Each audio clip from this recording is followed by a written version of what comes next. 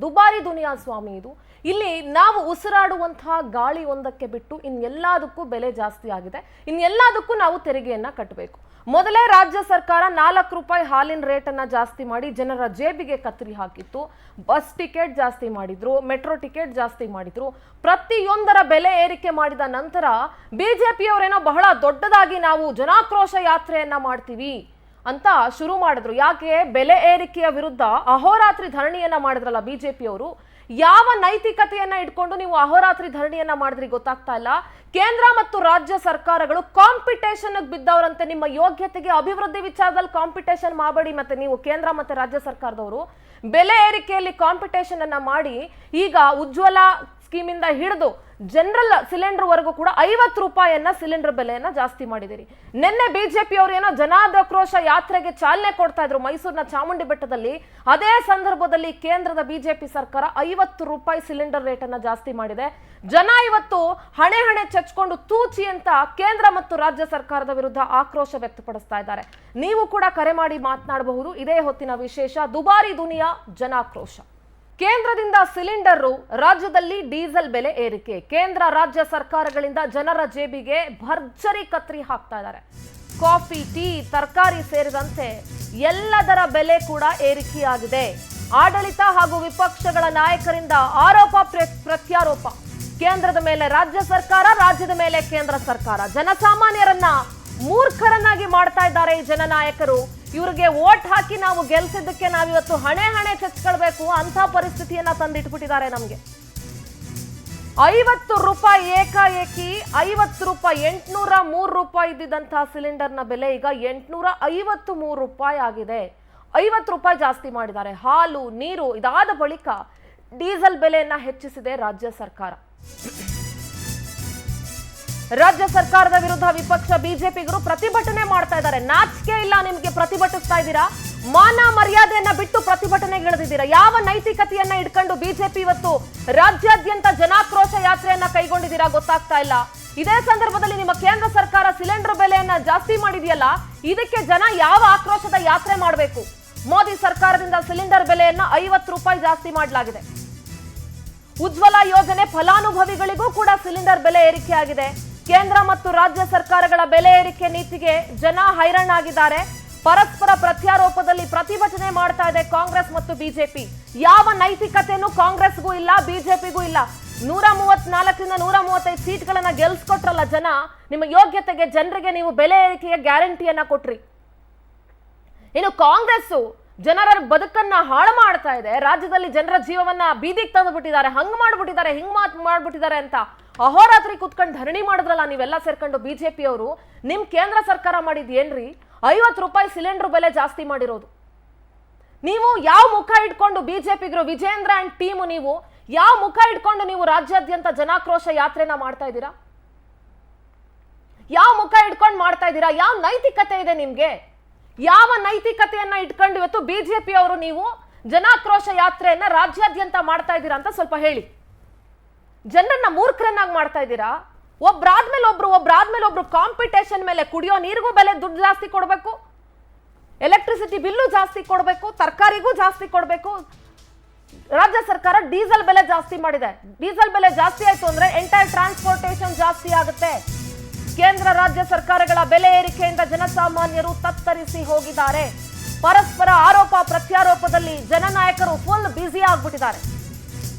ಕೇಂದ್ರ ಸರ್ಕಾರದ ವಿರುದ್ಧ ರಾಜ್ಯ ಕಾಂಗ್ರೆಸ್ ನಾಯಕರು ಆಕ್ರೋಶ ವ್ಯಕ್ತಪಡಿಸ್ತಾ ಇದ್ದಾರೆ. ಸಿಲಿಂಡರ್ ಬೆಲೆ ಏರಿಕೆಯನ್ನ ಖಂಡಿಸಿ ರಾಜ್ಯದಲ್ಲಿ ಕಾಂಗ್ರೆಸ್ ಪ್ರತಿಭಟಿಸ್ತಾ ಇದೆ.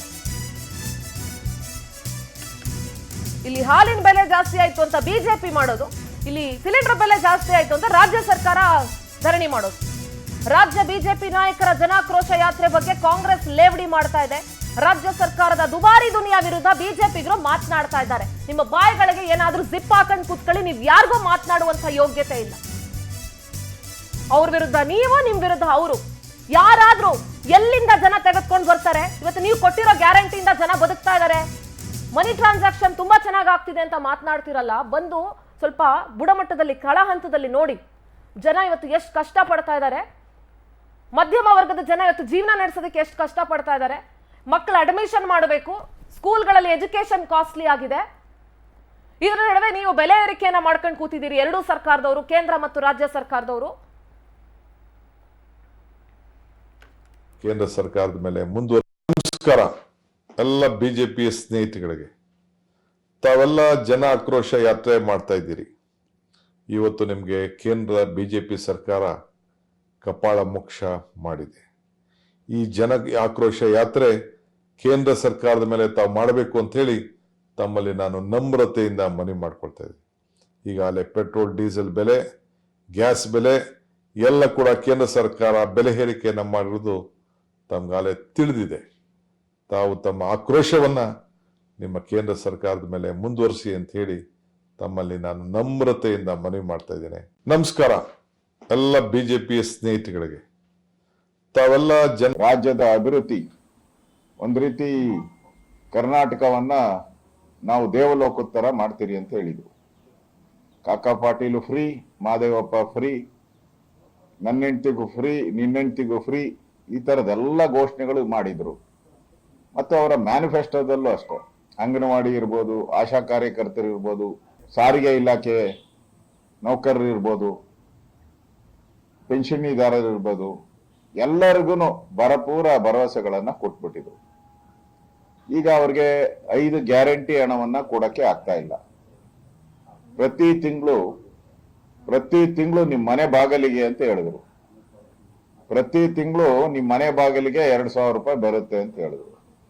ಈಗ ಯಾರೋ ಮಂತ್ರಿ ಹೇಳ್ತಾನೆ ಏನದು ಸ್ಯಾಲ್ರಿನ ಪ್ರತಿ ತಿಂಗಳು ನಿಮ್ಗೆ ಕೊಡಕ್ಕೆ ಅಂತ ದುರಾಂಕಾರವಾಗಿ ಮಾತಾಡ್ತಾರೆ. ರಾಜ್ಯದ ಅಭಿವೃದ್ಧಿ ಒಂದು ರೀತಿ ಕರ್ನಾಟಕವನ್ನ ನಾವು ದೇವಲೋಕದ ತರ ಮಾಡ್ತೀರಿ ಅಂತ ಹೇಳಿದ್ರು. ಕಾಕಾ ಪಾಟೀಲು ಫ್ರೀ, ಮಹದೇವಪ್ಪ ಫ್ರೀ, ನನ್ನ ಹೆಂಡತಿಗೂ ಫ್ರೀ, ನಿನ್ನ ಹೆಂಡತಿಗೂ ಫ್ರೀ. ನೋಡಿ, ಎಲ್ಲರ ಮಾತುಗಳನ್ನ ಕೇಳಿಸ್ಕೊಂಡ್ವಲ್ಲ. ನಾನು ಇನ್ನೊಂದು ಹೇಳ್ತೀನಿ, ಇದೆಲ್ಲದರ ಮಧ್ಯೆ ಈ ಬೆಲೆ ಏರಿಕೆಯ ನಡುವೆ ಕಾಂಗ್ರೆಸ್ ಮೇಲೆ ಬಿಜೆಪಿ, ಬಿಜೆಪಿ ಮೇಲೆ ಕಾಂಗ್ರೆಸ್ ನೀವು ಯಾತ್ರೆ ಮಾಡ್ತೀವಿ, ನಾವು ಧರಣಿ ಮಾಡ್ತೀವಿ ಅಂತ ಮಾಡ್ತಿದ್ದೀರಲ್ಲ, ನಿಮ್ಮ ಯೋಗ್ಯತೆಗೆ ರಾಜ್ಯ ಸರ್ಕಾರ ಶಾಸಕರ ವೇತನವನ್ನ ಜಾಸ್ತಿ ಮಾಡ್ತಲ್ಲ, ಅವಾಗ ಬಾಯಿಗೆಲ್ಲ ಏನ್ ಹಾಕೊಂಡಿದ್ರಿ? ಬಾಯಿಗೆ ಬೀಗ ಹಾಕೊಂಡು ಕೂತಿದ್ರ ಅವಾಗ? ಈ ಮಧ್ಯೆ ಸಂಸದರ ಶಾಸಕರ ವೇತನ ಹೆಚ್ಚಳಕ್ಕೆ ಯಾರ್ದು ಯಾಕೆ ತಕರಾರಿಲ್ಲ? ಬೇಡ, ಜನ ಕಷ್ಟದಲ್ಲಿದ್ದಾರೆ, ನಮ್ಗೆ ಜಾಸ್ತಿ ಮಾಡೋದು ಬೇಡ, ಬೆಲೆ ಏರಿಕೆ ಆಗಿದೆ ಅಂತ ಒಬ್ರು ಬಾಯಲ್ಲೂ ಬರ್ಲಿಲ್ವಲ್ಲ ಯಾಕೆ? ಸಂಸದರ ವೇತನ 1 ಲಕ್ಷದಿಂದ 1,24,000ಕ್ಕೆ ಕೇಂದ್ರ ಸರ್ಕಾರ ಜಾಸ್ತಿ ಮಾಡಿದೆ. ಸಂಸದರ ದಿನಭತ್ಯೆ 2,000ದಿಂದ 2,500 ಜಾಸ್ತಿ ಆಗಿದೆ. 40,000 ಇದ್ದಂತ ಶಾಸಕರ ವೇತನವನ್ನ 80,000ಕ್ಕೆ ಜಾಸ್ತಿ ಮಾಡಿದ್ದಾರೆ. ನಿಮ್ಮ ವೇತನ ಹೆಚ್ಚಳ ಮಾಡಿಕೊಂಡು ಜನರಿಗೆ ಮಾತ್ರ ಬೆಲೆ ಏರಿಕೆ ಮಾಡ್ತಿದಿರಲ್ಲ ಯಾಕೆ? ಜನ ದುಡ್ದು ಬೆಳಗ್ಗಿಂದ ರಾತ್ರಿವರೆಗೂ ಹಗಲು ರಾತ್ರಿ ದುಡ್ದು ನಮ್ಮ ತೆರಿಗೆ ಹಣನ ನಿಮಗೆ ತಂದು ನಿಮ್ಮ ಎದೆ ಮೇಲೆ ಹಾಕಿ ನೀವು ಅದನ್ನ ಮಜಾ ಮಾಡ್ಕೊಳ್ಳಿ, ಡಬಲ್ ಸ್ಯಾಲರಿ ಮಾಡ್ಕೊಂಡು. ಸಾಮಾನ್ಯ ಜನರ ತಿಂಗಳ ಆದಾಯ ಮಾತ್ರ ಎಳ್ಳಷ್ಟು ಜಾಸ್ತಿ ಆಗ್ತಾ ಇಲ್ಲ. ಲಜ್ಜೆಗೇಡಿ, ಜನಸ್ಪಂದನೆ ಇಲ್ಲದ ಶಾಸಕರು, ಸಂಸದರಿಂದ ಜನರಿಗೆ ನೆಮ್ಮದಿ ಇಲ್ಲ. ಇಂಥ ನಾಚಿಕೆಗೇಡಿ, ಮಾನಗೇಡಿ ಸಂಸದರಾಗ್ಲಿ ಶಾಸಕರಾಗ್ಲಿ ನಮ್ಗೆ ಯಾರಿಗೂ ಬೇಕಾಗಿಲ್ಲ ಅಂತ ಜನ ಹೇಳ್ತಾ ಇದ್ದಾರೆ. ಇವತ್ತು ಕೇಂದ್ರ ಮತ್ತು ರಾಜ್ಯ ಸರ್ಕಾರಗಳಿಗೆ ಸಾಮಾನ್ಯರು ಹಿಡಿ ಶಾಪ ಹಾಕೋದ್ರ ಜೊತೆಗೆ ಥೂಚಿ ಅಂತ ಉಗಿತಾ ಇದ್ದಾರೆ. 40,000 ಇದ್ದಂತ ಶಾಸಕರ ವೇತನ 80,000ಕ್ಕಾಗಿದೆ.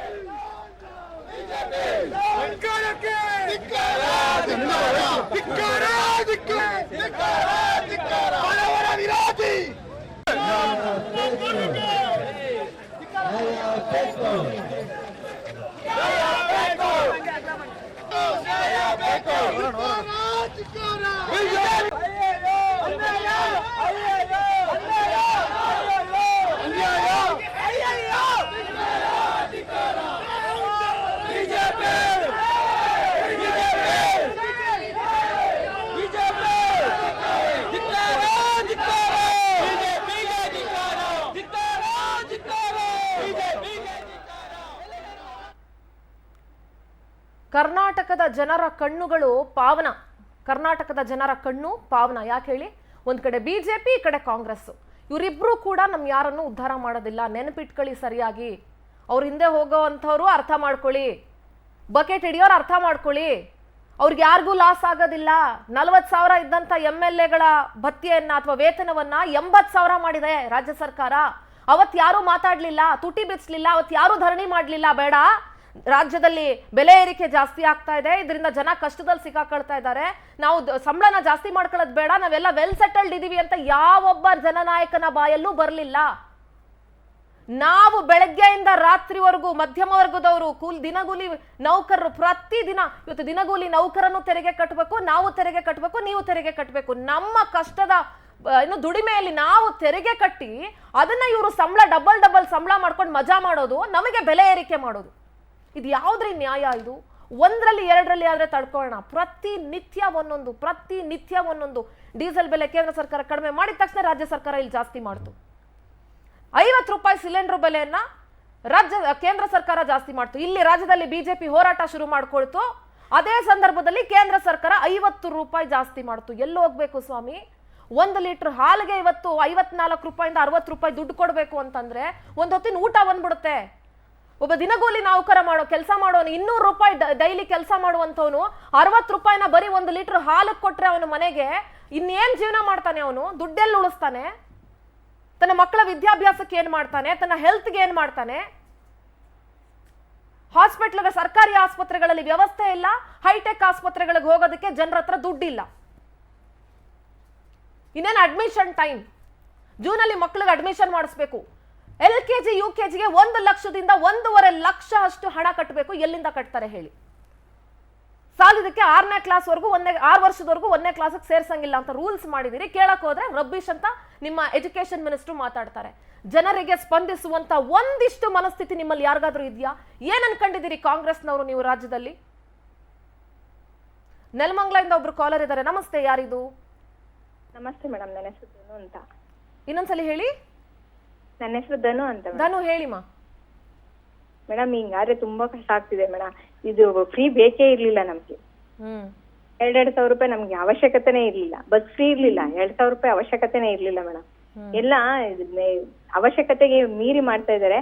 ಎಲ್ಲ ನಮ್ಗೆ ಅದು ಯೂಸೇ ಆಗ್ತಾ ಇಲ್ಲ ಮೇಡಮ್. ಅದ್ರ ಬದಲು ಇವಾಗ ಮಾಡ್ತಾ ಇದಾರಲ್ಲ ಮೇಡಮ್, ಪೆಟ್ರೋಲ್ ಬೆಲೆ ಅದು ಇದು ಕಮ್ಮಿ ಮಾಡಿದ್ರೆ ತುಂಬಾ ಯೂಸ್ ಆಗುತ್ತೆ ಮೇಡಮ್. 50 ರೂಪಾಯಿ ಸಿಲಿಂಡರ್ ಬೆಲೆ ಜಾಸ್ತಿ ಮಾಡಿದೆ ಕೇಂದ್ರ ಸರ್ಕಾರ. ಧನು, ಏನ್ ಹೇಳ್ತೀರಾ? ಅದೇ ಮೇಡಮ್, ಈಗ ನಮ್ಗೆಲ್ಲ 2,000 ಕಮ್ಮಿ ಫ್ರೀ ಆಗಿ ಕೊಡ್ತಿದಾರಲ್ಲ, ಅದನ್ನು ಬಿಟ್ಟು ಇದ್ರೆಲ್ಲ ನಮಗೆ ಕಮ್ಮಿ ಮಾಡಿದ್ರೆ ಪ್ರತಿ ದಿನನಿತ್ಯ ನಾವು ಯೂಸ್ ಮಾಡ್ತೀವಲ್ಲ, ಇದ್ರ ಮೇಲೆ ಕಮ್ಮಿ ಮಾಡಿದ್ರೆ ತುಂಬಾ ಉಪಯೋಗ ಆಗುತ್ತೆ ಮೇಡಮ್. ಎಲ್ಲರಿಗೂ ಉಪಯೋಗ ಆಗುತ್ತೆ. Okay, all right. ಪ್ರತಿಯೊಂದು ಜನಕ್ಕೂ ಉಪಯೋಗ ಆಗುತ್ತೆ ಮೇಡಮ್. ಓಕೆ ಮಾ, ಥ್ಯಾಂಕ್ ಯು. ಪರಮೇಶ್ವರ್ ಅಂತ ಹೇಳಿ ಮತ್ತೊಬ್ರು ಕಾಲರ್ ಇದ್ದಾರೆ. ನಮಸ್ತೆ. ಹಲೋ ಮೇಡಮ್ ಅವರೇ. ಸರ್ ಹೇಳಿ ಸರ್. ಸರ್, ನಾಳಿಂದ ಮಾತಾಡ್ತಾ ಇರೋದು ನಾವು. ಮಾತಾಡಿ ಈ ಕಡೆ ಮಾತಾಡ್ರಿ ಸ್ವಲ್ಪ. ಮಾತಾಡ್ತಿದ್ದೀವಿ, ಮಾತಾಡಿ ಸರ್. ಅಲ್ಲ ಸರ್, ನಾವು ಅದನ್ನೇ ಮಾತಾಡ್ತಾ ಇದೀವಿ, ನೀವ್ ಅದನ್ನ ಕೇಳ್ರಿ. ಇಲ್ಲಿ ನೋಡ್ರಿ, ಶಾಸಕರಿಗೆ ಸಂಸದರಿಗೆ ಸಂಬಳ ಜಾಸ್ತಿ ಮಾಡಿದ್ರು, ಅದಕ್ ಮಾತ್ರ ಚರ್ಚೆಗೆ ಅವಕಾಶ ಕೊಟ್ಟರು. ಇದರಲ್ಲಿ ಕೇಂದ್ರದಲ್ಲಿ ಆಗ್ಲಿ ರಾಜ್ಯ ಸರ್ಕಾರದಲ್ಲಾಗ್ಲಿ ರೈತರದ್ದು ಕೂಲಿಕಾರರದ್ದು ಯಾವ್ದಾರೆ ಇದು ಮಾಡಿದ್ರ? ಹಲೋ, ಹೇಳಿ, ಮಾತಾಡಿ. ಅಲ್ಲ, ನಾನ್ ಮಾತಾಡೋದಲ್ಲ, ನೀವ್ ಹೇಳ್ಬೇಕು. ನೀವ್ ಹೇಳೋದನ್ನ ಸರ್ಕಾರ ಕೇಳಿಸ್ಕೊಳ್ಬೇಕು. ಈಗ ನೀವ್ ಮಾತಾಡ್ಬೇಕು. ಅದನ್ನೇ ನಾನು ಕೇಳ್ತಾ ಇದ್ದೀನಿ. ಸರ್ಕಾರಕ್ಕೆ ಮರ್ಯಾದೆ ಇಲ್ಲ ಮೇಡಮ್ ಅವರೇ. ಸರ್ಕಾರಕ್ಕೆ, ಕೇಂದ್ರ ಸರ್ಕಾರಕ್ಕಾಗ್ಲಿ ರಾಜ್ಯ ಸರ್ಕಾರಕ್ಕಾಗ್ಲಿ ಮರ್ಯಾದೆ ಇಲ್ಲ. MLA-ಗಳಿಗೆ, ಸಂಸದರಿಗೆ, ಮಿನಿಸ್ಟ್ರಿಗಳಿಗೆ ಸಂಬಳ ಜಾಸ್ತಿ ಕೊಡ್ಬೇಕು ಅಲ್ವಾ? ಆಮೇಲಿಂದ ನಾವು ಇದನ್ನ ಹಾಕ್ತಿವಿ, 2,000 ಹಾಕ್ತಿವಿ, ಬಸ್ ಫ್ರೀ ಕೊಡ್ತೀವಿ ಅಂತ ಹೇಳ್ತಾರೆ. 150 ಬಸ್ ಬಿಡ್ಬೇಕಾದ್ರೆ 50 ಬಸ್ ಬಿಡ್ತಾರೆ. ಹಲೋ, ಹಾ ಸರ್, ಹೇಳಿ ಸರ್. 150 ಬಸ್ ಬಿಡೋ ಜಾಗದಲ್ಲೇ 50 ಬಸ್ ಬಿಡ್ತಾರೆ. ಆಮೇಲಿಂದಾನ ಇದನ್ ಕೊಡ್ತಾರೆ, ಯಾವ್ದೋ 2,000 ರೂಪಾಯಿ ಕೊಡ್ತೀವಿ ಅಂತ ಹೇಳ್ತಾರೆ. ಅರ್ಥ ಆಯ್ತಾ? ಇದ್ರಾಗ ಇದನ್ ಮಾಡ್ತಾರೆ. ಈ ಬಿಜೆಪಿಯವ್ರಿಗೆ ಏನ್ ನಾಚಿಕೆ ಮಾನ ಮರ್ಯಾದೆ ಐತ್ರಾ? ಅಲ್ಲ, ಇವರು ಇದು ಪ್ರತಿಭಟನೆ ಮಾಡ್ತದಾರಲ್ಲ, ಬೇರೆ ಜನಗಳಿಗೆಲ್ಲ ತೊಂದರೆ ಕೊಡ್ಬೋದಾ ಇವರು? ಅಲ್ಲಿ ಮತ್ ಕೇಂದ್ರ ಸರ್ಕಾರ ಯಾಕೆ ಜಾಸ್ತಿ ಮಾಡ್ತು ಪೆಟ್ರೋಲು, ಡೀಸೆಲ್ಲು ಇದನ್ನ ಇವರು? ಪರಮೇಶ್ವರ್ ಅವರೇ, ಥ್ಯಾಂಕ್ ಯು. ಪವರ್ ಟಿವಿ ಜೊತೆ ಮಾತನಾಡೋದಕ್ಕೆ ಕ್ಷಮಿಸಿ. ಸಾಕಷ್ಟು ಅಂದ್ರೆ ಇಷ್ಟು ಉದ್ದ ಮಾತನಾಡ್ಲಿಕ್ಕೆ ಆಗಲ್ಲ. ಸಾಕಷ್ಟು ಜನ ಕಾಲರ್ಸ್ ರೆಡಿ ಇದ್ದಾರೆ. ವಿರೂಪಾಕ್ಷ ಅಂತ ಕಾಲರ್ ರೆಡಿ ಇದ್ದಾರೆ. ನಮಸ್ತೆ ವಿರೂಪಾಕ್ಷ ಅವರೇ. ನಮಸ್ಕಾರ ಮೇಡಮ್. ನಮಸ್ಕಾರ ಮೇಡಮ್. ಹೇಳಿ ಸರ್. ಚೆನ್ನಾಗಿ ಮಾತಾಡ್ತಾ ಇದ್ದಾರೆ ಮೇಡಮ್. ನಿಮ್ಮ ಅಭಿಮಾನಿಗಳು ನಾವು. ನಿಮ್ಮ ಪವರ್ ಟಿವಿ ಚೆನ್ನಾಗಿ ಬರ್ತಾ ಇದೆ ಮೇಡಮ್.